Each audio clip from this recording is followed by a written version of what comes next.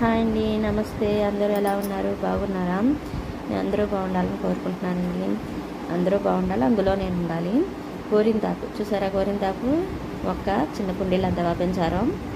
గోరింటాకు చిన్న కుండీలో కూడా పెంచుకోవచ్చండి. గోరింటాకు కుండీలో పెంచుకున్న పెద్దగా అవుతుంది.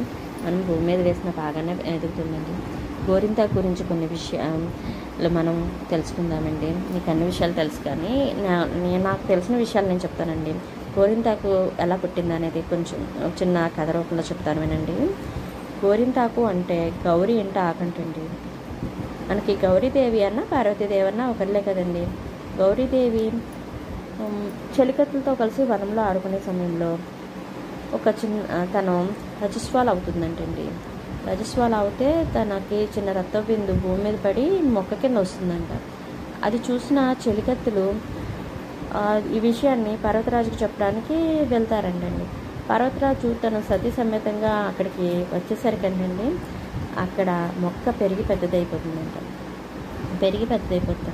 అది చూసిన పర్వతరాజు ఏంటి ఇలాగా మొక్క పెరిగిందని అనుకునేసరికి మొక్క అడుగుతుందంట, నేను గౌరీ మృదువంతంతో పుట్టాను కదా, నా వల్ల ఏంటి ప్రయోజనాలను అడుగుతున్నాను.